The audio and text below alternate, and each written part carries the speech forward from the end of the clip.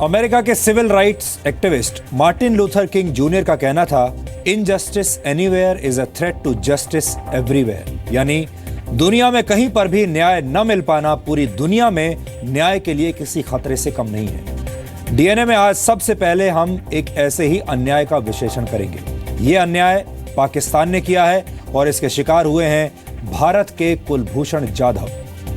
पाकिस्तान की military court ने आज भारतीय नौसेना के पूर्व अफसर कुलभूषण जाधव को फांसी की सजा सुनाई है। हैरान करने वाली बात यह है कि फांसी की सजा देने के लिए पाकिस्तान के पास कुलभूषण जाधव के खिलाफ न तो कोई पुख्ता सबूत थे और न ही कोई अहम गवाह था। आपको याद होगा, पिछले साल मार्च में पाकिस्तान ने यह दावा किया था कि उसने कथित तौर पर भारतीय नौसेना के एक पूर्व अधिकारी को बलूचिस्तान से गिरफ्तार किया है। पाकिस्तान की सेना ने जाधव पर भारत की खुफिया एजेंसी रॉ का एजेंट होने का आरोप लगाया था और बाद में उनका एक वीडियो भी जारी किया था जिसमें जाधव को यह स्वीकार करते हुए दिखाया गया था कि वो पाकिस्तान में भारत के लिए जासूसी कर रहे थे। इस खबर में बहुत सारे ऐसे पेच और मोड़ हैं जो आज पाकिस्तान के अन्याय के खिलाफ पूरी दुनिया में गवाही देंगे। लेकिन इस विश्लेषण से पहले आपको यह पता होना चाहिए कि पाकिस्तान के इस कदम के बाद भारत ने कितने सख्त तेवर अपनाए हैं। आज जैसे ही यह खबर आई, भारत के विदेश सचिव ने कड़ी प्रतिक्रिया देते हुए पाकिस्तान के उच्चायुक्त अब्दुल बासित को सम्मन किया। भारत ने कड़ी टिप्पणी करते हुए यह कहा कि पिछले वर्ष कुलभूषण जाधव का अपहरण हुआ था और उनका अपहरण बलूचिस्तान से नहीं बल्कि ईरान से किया गया था। भारत ने यह भी स्पष्ट किया कि पाकिस्तान में कुलभूषण जाधव की मौजूदगी के कोई पुख्ता सबूत नहीं थे और न ही उसके बारे में कोई सही जानकारी दी गई। भारत सरकार ने इस्लामाबाद में अपने हाई कमीशन की मदद से अंतर्राष्ट्रीय नियमों की बात कहते हुए कुलभूषण जाधव को काउंसलर एक्सेस दिए जाने की बात कही। 25 मार्च 2016 से लेकर 31 मार्च 2017 तक एक या दो बार नहीं बल्कि 13 बार कुलभूषण जाधव को काउंसलर एक्सेस दिए जाने की अपील की गई, लेकिन पाकिस्तान ने इसकी इजाजत एक बार भी नहीं दी। आपको बता दूं कि 1963 के Vienna convention on consular relations के तहत अगर किसी देश का कोई व्यक्ति दूसरे देश की जेल में कैद है या फिर पुलिस कस्टडी या हिरासत में है तो ऐसे व्यक्ति को उस देश का काउंसलर एक्सेस दिया जाता है जहां का वो नागरिक है, ताकि पीड़ित व्यक्ति को कानूनी मदद मिल सके। लेकिन कुलभूषण जाधव के केस में पाकिस्तान ने काउंसलर एक्सेस की इजाजत नहीं दी। भारत सरकार ने यह भी स्पष्ट किया है कि कुलभूषण जाधव को फांसी की सजा सुनाने से पहले जिस तरह की कार्रवाई हुई वो हास्यास्पद है, क्योंकि उनके खिलाफ कोई भी पुख्ता सबूत नहीं थे। पाकिस्तान में भारत के हाई कमीशन को इस बात की भी जानकारी नहीं दी गई कि कुलभूषण जाधव के खिलाफ सुनवाई शुरू हो चुकी है। भारत ने यह भी कहा है कि पाकिस्तान के ही कई वरिष्ठ लोगों ने कुलभूषण जाधव के खिलाफ किसी भी प्रकार के सबूत होने पर शक जताया था।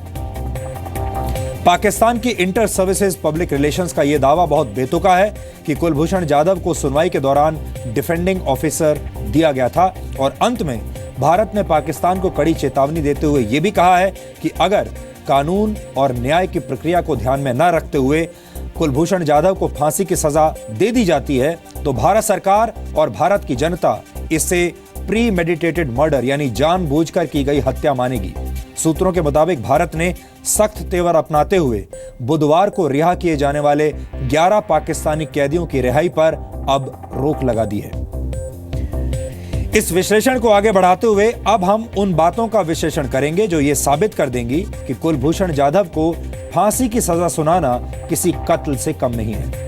7 दिसंबर 2016 को पाकिस्तान के प्रधानमंत्री नवाज शरीफ के विदेश मामलों के सलाहकार सरताज अजीज ने पाकिस्तान की सेनेट में एक बयान दिया था। उस बयान में कुलभूषण जाधव के मामले को लेकर सरताज अजीज ने इनसफिशिएंट एविडेंस शब्द का जिक्र किया था, जिसका मतलब होता है अपर्याप्त सबूत। सरताज अजीज ने यह भी कहा था कि जासूसी के आरोप में कुलभूषण जाधव के खिलाफ जो डोजियर तैयार किया गया है उसमें सिर्फ उनके बयान हैं और इस डोजियर में कुलभूषण के खिलाफ कोई कंक्लूसिव एविडेंस नहीं है। यानी एक तरफ सरताज अजीज ये कहते हैं कि कुलभूषण जाधव के खिलाफ पुख्ता सबूत नहीं है और वहीं दूसरी तरफ पाकिस्तान बिना किसी सबूत के कुलभूषण जाधव को फांसी की सजा सुना देता है। यहां पर उस वीडियो का जिक्र करना भी जरूरी है जिसे आधार बनाकर कुलभूषण जाधव को फांसी की सजा सुनाई गई है। जब वो वीडियो सामने आया था, उस वक्त भारत सहित दुनिया के कई देशों ने इस वीडियो की प्रामाणिकता पर गंभीर सवाल खड़े किए थे। ऐसा दावा किया गया था कि 358 सेकंड के उस वीडियो में करीब 102 कट्स थे और वीडियो देखकर ऐसा लग रहा था कि जाधव अपना बयान कहीं से पढ़कर दे रहे हैं, यानी उनके सामने ऐसा लग रहा था कि कोई लिखित बयान जैसे सामने रखा हो और उन्हें जोर देकर जबरदस्ती ये बयान पढ़ने के लिए कहा जा रहा हो। और जो वीडियो जारी किया गया था वो वीडियो ऐसा लगता था जैसे एडिटेड है। जाधव का वीडियो किसी भी तरीके से प्रोफेशनल इंटेरोगेशन जैसा नहीं था। कई लोगों ने यह भी सवाल उठाए कि उस वीडियो को अलग अलग एंगल से कैमरे और लाइटिंग की मदद से पूरी प्लानिंग के तहत शूट किया गया था। वैसे आज इस मामले को भारत के नजरिए से भी समझना जरूरी है। हम लोकतंत्र और लोकतांत्रिक तरीकों में यकीन रखते हैं। ये एक फर्क है जो भारत को पाकिस्तान से अलग करता है। अब आप देखिए कि भारत और पाकिस्तान में बुनियादी फर्क क्या है, यहाँ की व्यवस्थाओं में बुनियादी फर्क क्या है। वर्ष 2008 में मुंबई हमलों में जिंदा पकड़े गए पाकिस्तानी आतंकवादी अजमल कसाब की सुनवाई सिविलियन कोर्ट में हुई थी। कानूनी प्रक्रिया का ध्यान रखते हुए कसाब को वकील की सुविधा भी उस वक्त दी गई थी और तमाम कानूनी प्रक्रियाओं के बाद 31 मार्च 2010 को 26/11 हमलों की सुनवाई खत्म हुई और 3 मई 2010 को कसाब को अपराधी घोषित किया गया और फिर 6 मई 2010 को ट्रायल कोर्ट ने उसे फांसी की सजा सुनाई।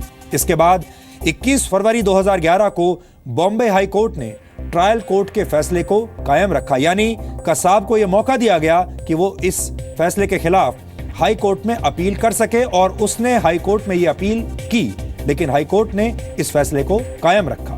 और फिर 23 फरवरी 2012 को सुप्रीम कोर्ट ने 26/11 हमलों के मास्टरमाइंड और आतंकवादियों के बीच हुई बातचीत को सुना और फिर उसकी सीसीटीवी फुटेज भी देखी और फिर 29 अगस्त 2012 को सुप्रीम कोर्ट ने कसाब की फांसी की सजा बरकरार रखी और इसके बाद 21 नवंबर 2012 को उसे फांसी दे दी गई। यानी कसाब को सुप्रीम कोर्ट तक जाने का, हर ऊंची अदालत में अपील करने का पूरा मौका दिया गया, उसे सरकारी वकील दिया गया और उसने हर तरह की कानूनी प्रक्रिया का इस्तेमाल किया ताकि वो सजा से जब तक हो सके तब तक बच सके। जबकि कुलभूषण जाधव को सिर्फ एक आरोपी थे। कुलभूषण जाधव कोई आतंकवादी नहीं थे। कुलभूषण जाधव ने किसी की हत्या नहीं की थी, कोई आतंकवादी घटना में उनका हाथ नहीं था। लेकिन इसके बावजूद उनके मामले की सुनवाई पाकिस्तान की किसी सिविलियन कोर्ट में नहीं हुई, बल्कि पाकिस्तान आर्मी की कोर्ट में सुनवाई हुई, जिसे फील्ड जनरल कोर्ट मार्शल भी कहा जाता है। यानी कसाब को उसके पाप की सजा देने के लिए हमारे देश ने, भारत ने 4 साल का वक्त लिया और ऐसा इसलिए हुआ क्योंकि भारत की न्याय व्यवस्था पाकिस्तान की तरह नहीं है, जहां सिर्फ एक आरोपी को बिना किसी सबूत के सिर्फ 13 महीनों के अंदर फांसी की सजा सुना दी जाती है। कुलभूषण जाधव को फांसी की सजा सुनाए जाने का फैसला उन लोगों के लिए किसी सबक से कम नहीं जो याकूब मेमन जैसे आतंकवादी के लिए भी आधी रात को सुप्रीम कोर्ट में पहुंच जाते हैं। और आपको याद होगा, याकूब मेमन के लिए इस देश की सुप्रीम कोर्ट आधी रात पर खुली थी। दुख इस बात का भी है कि हमारे देश में याकूब मेमन के लिए आधी रात को सुप्रीम कोर्ट खोल दी जाती है, फिर से सुनवाई होती है। इतना ही नहीं, मुंबई पर हमला करने वाले अजमल कसाब को फांसी देने में हमें 4 साल लग जाते हैं। अफजल गुरु को फांसी देने में हमारे सिस्टम को करीब 11 साल लगे थे।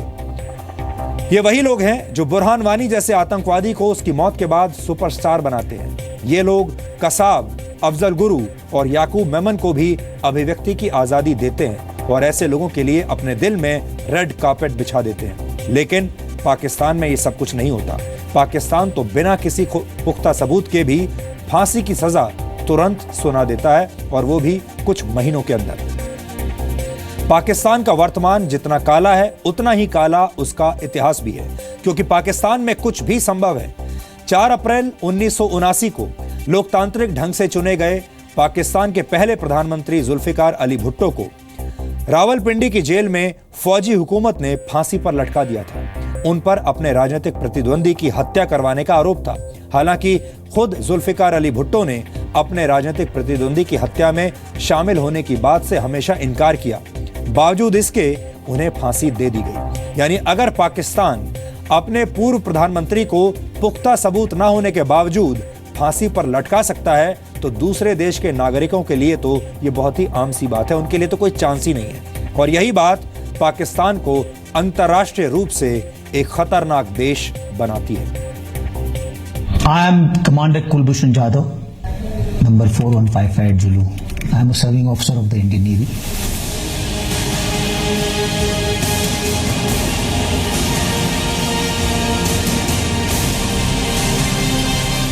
And I was commissioned into the Indian Navy and subsequently served in the Indian Navy till around 2001 December. Pakistan इनके मिशन में शामिल था। पाकिस्तान में एक्टिविटीज प्लान करना, इंटरफेरेंस, अनरेस्ट। न पुख्ता सबूत, न गवाह, फिर भी फांसी की सजा। ब्रेकिंग न्यूज आपको देंगे। कुलभूषण जाधव को सजाए मौत सुना दी गई है। आईएसपीआर की जानिब से आपको अहम खबर दे रहे हैं। ब्रेकिंग न्यूज, कुलभूषण जाधव को सजाए मौत सुना दी गई है।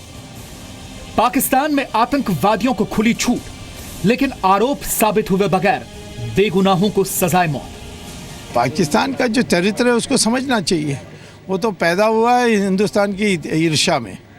वो जो ईर्ष्या उनके है उसको दिन प्रतिदिन वो ईर्ष्या बढ़ेगी, क्योंकि हम पाकिस्तान से बहुत तेज़ी से आगे जा रहे हैं। तो इसीलिए वो उसको उस ईर्ष्या के उसको कोई बुझाने के लिए और कोई रास्ता नहीं है। जो पहले हमने किया पाकिस्तान का 2 टुकड़ा, इस बार 4 टुकड़ा करना चाहिए। भारत और पाकिस्तान के संबंध वैसे भी अच्छे नहीं हैं और इस तरह के फैसले से और संबंध बिगड़ेंगे। कुलभूषण जाधव, जिसको बिना ओपन इंक्वायरी बिगर और कोई सबूत न होने के बावजूद भी अगर पाकिस्तान कोर्ट उसको फांसी की सजा देता है तो ये बड़ी ताज्जुब की बात है। We are absolutely shocked, and I think India as a country has reason to be shocked. A man has not been given justice. His human rights have been trampled upon. Pakistan has ignored all the international norms. We were not even given consular access to Kulbhushan. Kulbhushan Jadhav को फांसी का आधार क्या? पहले एक अनजान स्थान पर बंदूक के निशाने पर कुलभूषण जाधव का वीडियो शूट किया जाता है, फिर उसे एडिट करके और उसमें मसाला भर के दुनिया के सामने गलत तस्वीर पेश की जाती है और फिर यह आरोप लगाया जाता है कि भारत के कारोबारी कुलभूषण जाधव पाकिस्तान की जमीन पर भारत के लिए जासूसी कर रहे थे।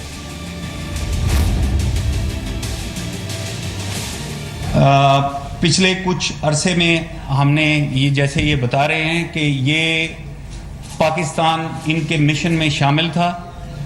पाकिस्तान में एक्टिविटीज प्लान करना, इंटरफेरेंस, अनरेस्ट और ख़ास तौर पे बलूचिस्तान में और कराची में एक्टिविटीज करना, ये इनके मिशन में शामिल था। ये बात किसी फिल्मी कहानी से कम नहीं लगती, क्योंकि अगर पाकिस्तान के दावे में जरा भी सच्चाई होती तो वो कम से कम कुलभूषण जाधव को अपना पक्ष रखने के लिए उसे काउंसिलर एक्सेस जरूर देता, जिसका वो हकदार था। अगर वो स्पाइंग कर रहा था तो उसके खिलाफ खुली इंक्वायरी क्यों नहीं की?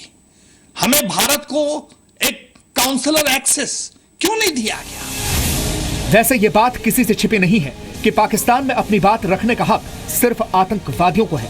बिना किसी सबूत के, सिर्फ आरोपों के आधार पर पाकिस्तान की जेल में कैद रहने वाले ऐसे न जाने कितने बेगुनाह हैं, जिन्हें पहले तड़पाया गया और फिर उनकी हत्या कर दी गई। वहां पर हुक्म दे दिया जाता है, आदेश दे दिया जाता है कि ये एक हिंदुस्तानी हमने पकड़ा है, इस पर हमने ये केस डाला, ये छूटना नहीं चाहिए, इसे सजाए मौत दी जानी चाहिए। वहां की एजेंसियां, वहां की फौज, वहां की सरकार फैसला जो सुनाती है वही ही होता है। तो ऐसा ही हुआ। इनसे उम्मीद हम यही कर सकते थे कि एक भारतीय को जब वे पकड़ते हैं तो वे रॉ एजेंट का पहले आरोप लगाते हैं, फिर उस पर केस झूठे चलाते हैं, उसके बाद ये उसको भारतीय होने की सजा देते हैं, न कि रॉ एजेंट होने की सजा देते हैं। लेकिन इस बार भारत कुलभूषण जाधव के मामले को हल्के में लेने के मूड में नहीं है। भारत ने साफ शब्दों में पाकिस्तान को चेतावनी दे दी है कि एक भारतीय नागरिक की फांसी की सजा को हत्या की नजर से देखा जाएगा, जिसके परिणाम अच्छे नहीं होंगे। कोर्ट मार्शल के तहत उन्हीं लोगों को ट्राई किया जाता है जो कि उस फौज की आर्मी एक्ट के अंदर आते हों। कुलभूषण जाधव पाकिस्तान आर्मी एक्ट 1952 के नीचे नहीं आता है, तो उसको कैसे ट्राई किया गया है, ये बहुत ही एक हैरानगी वाली बात है। अगर पाकिस्तान के पास कोई एविडेंस थी कुलभूषण जाधव के खिलाफ, तो उस एविडेंस को ओपन मीडिया में क्यों नहीं जाहिर किया गया और क्यों ये सिर्फ चुपके चुपके ट्रायल की गई और ऑल ऑफ सडन उसको आज सजाए मौत सुना दी गई है। खटास तो हो ही गई है, पहले भी थी, अब जरा बढ़ जाएगी। जल्दबाजी तो इतनी नहीं है क्योंकि इनको पकड़ा तो काफ़ी देर पहले था, लेकिन इस समय ये क्यों हो रहा है ये पाकिस्तान से ज़रूर पूछना चाहिए कि भाई आप तो दोस्ती की बात कर रहे हैं, आप तो बातचीत की बात कर रहे हैं, फिर इस तरह का रिएक्शन क्यों? कोई भी स्तर बचा नहीं रहना चाहिए। ये अंतर्राष्ट्रीय अपराध है, हमारे राष्ट्र के हिंदुस्तान के में भी वो अपराध है और धोखे से ज़बरदस्ती बिना किसी कसूर के वो पाकिस्तान में भी अपराध है। तो ऐसा अपराध अगर कमिट करता है पाकिस्तान तो वो तो हर जगह बात करनी चाहिए, इंटरनेशनल कम्युनिटी में भी ये मैसेज जाना चाहिए। सच तो यह है कि बीते 70 साल में पाकिस्तान ने एक के बाद एक कई झूठ बोले हैं और आतंकवाद को बढ़ावा दिया है, और अब उसी मुल्क की हालत यह हो गई है कि हर एक झूठ को छुपाने के लिए उसे नया झूठ बोलना पड़ता है। कुलभूषण जाधव का मामला भी उसी झूठी स्क्रिप्ट का हिस्सा है। हम ऐसा क्यों कह रहे हैं, इसे समझने के लिए आपको कुछ जरूरी बातें जाननी चाहिए। वो हमारी मोफक की स्टेटमेंट देख लें, बस उससे पता चल जाएगा आपको। हमारा जवाब वही है। I have nothing to add to But there's some acceptance on Kulbhushan Yadav that there is... I would strongly recommend you go through our MOFA statement। बस उससे ज्यादा मैं और क्या कह सकता हूँ। ये दिसंबर 2016 का बयान है, जब भारत में पाकिस्तान के उच्चायुक्त अब्दुल बासित ने कहा था कि वो कुलभूषण जाधव के विषय में कुछ बोलना नहीं चाहते। उस वक्त भी उन्होंने पाकिस्तान के विदेश मंत्रालय का रटा रटाया बयान पढ़कर सुना दिया था, जिसमें कहा गया था कि कुलभूषण जाधव के खिलाफ पुख्ता सबूत हैं। उसने मार्च 2016 में खुद अपना गुनाह कबूला था।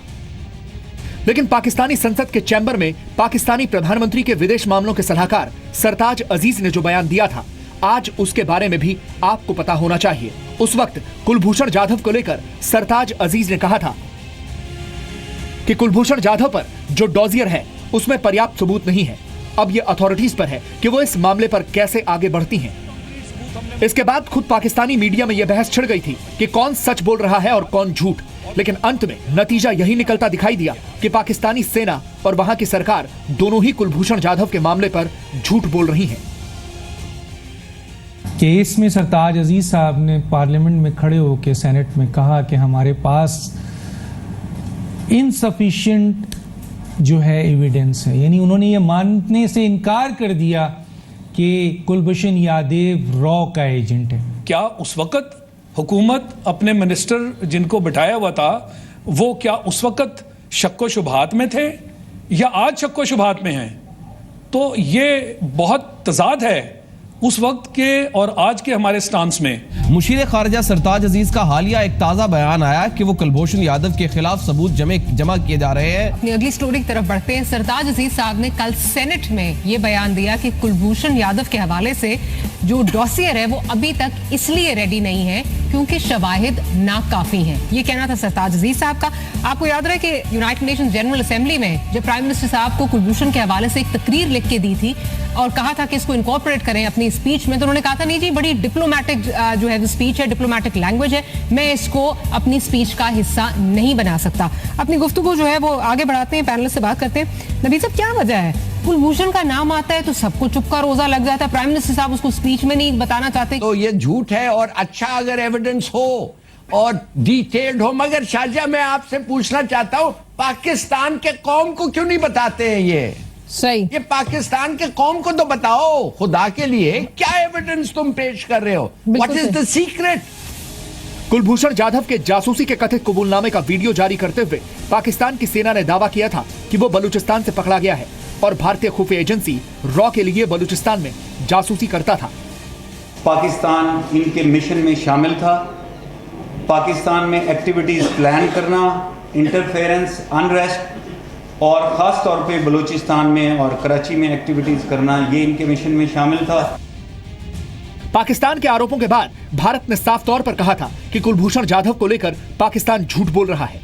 2001 में भारतीय नौसेना से कुलभूषण जाधव के इस्तीफे के बाद उसका किसी भारतीय एजेंसी से ताल्लुक ही नहीं।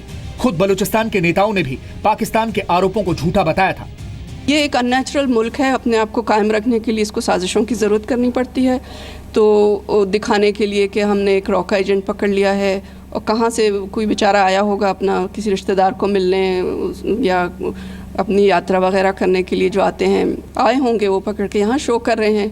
तो बुनियादी बात यह है कि रॉ का एजेंट तो कोई नहीं है बलूचिस्तान में। कुलभूषण जाधव की झूठी कहानी के साथ पाकिस्तान तब आगे आया था जब बलूचिस्तान में पाकिस्तानी सेना के जुल्म के खिलाफ प्रदर्शन काफी तेज हो गए थे। लेकिन कुलभूषण जाधव के मामले में बेनकाब होने के बावजूद पाकिस्तान अब भी झूठ का दामन छोड़ना नहीं चाहता। कुलभूषण जाधव का मामला हो या कश्मीर का मुद्दा, पाकिस्तान कितना झूठा है इसका सबूत भारत में पाकिस्तान के उच्चायुक्त अब्दुल बासित के इस बयान से उजागर होता है। The developments since July 8th in Jammu and Kashmir yet again very clearly show that Jammu and Kashmir is the dispute between our two countries. And in Islamabad, the feeling is that unless we move towards finding a just and fair solution to this problem, it will continue to be very, very difficult for our two countries to bridge the trust deficit which our two countries have. आपको बता दें कि 8 जुलाई वो तारीख है जब हिजबुल मुजाहिदीन का आतंकी बुरहान वानी मारा गया था। यानी कुलभूषण जाधव को फांसी की सजा सुनाना कहीं न कहीं बलूचिस्तान में पाकिस्तान की सेना के कुकर्मों पर पर्दा डालना है और इसी बहाने पाकिस्तान कश्मीर में फैली अशांति वाली आग में घी डालना चाहता है। ब्यूरो रिपोर्ट, जी मीडिया। पाकिस्तान एक ऐसा देश है जहां लोकतंत्र किसी मजाक से कम नहीं है। वर्ष 2016 में पाकिस्तान मुजरिमों को फांसी पर लटकाने वाले देशों की लिस्ट में तीसरे नंबर पर था। लेकिन जिन लोगों को फांसी दी गई उनमें से ज्यादातर गंभीर अपराधी या आतंकवादी नहीं थे। यानी पूरी दुनिया में फांसी देने के मामले में पाकिस्तान तीसरे नंबर पर है। अंतर्राष्ट्रीय मानवाधिकार संगठनों की एक रिपोर्ट के मुताबिक वर्ष 2015 में पाकिस्तान में 324 लोगों को फांसी दे दी गई। इनमें से ज्यादातर ऐसे अपराधी थे जिनका चरमपंथ से कोई वास्ता नहीं था। रिप्रीव नाम की संस्था के मुताबिक वर्ष 2014 से लेकर फरवरी 2016 तक पाकिस्तान में 351 लोगों को फांसी दी गई। इनमें से 90% लोग ऐसे थे जिनका आतंकवाद से कोई रिश्ता नहीं था। रिप्रीव और जस्टिस प्रोजेक्ट पाकिस्तान की रिपोर्ट में यह भी कहा गया था कि मानसिक रोगी, युवा अपराधी और ऐसे कैदी जिन पर अत्याचार किया गया या जिन्हें पूरी तरह न्याय नहीं मिल पाया, वो भी फांसी पाने वालों में शामिल थे। यानी अगर पाकिस्तान में रहने वाला कोई व्यक्ति किसी मामले में फंस जाए या उस पर झूठे आरोप लगा दिए जाएं, तो फिर उसे बड़ी आसानी से फांसी की सजा दी जा सकती है। वहां इंसाफ की उम्मीद करना बेमानी है।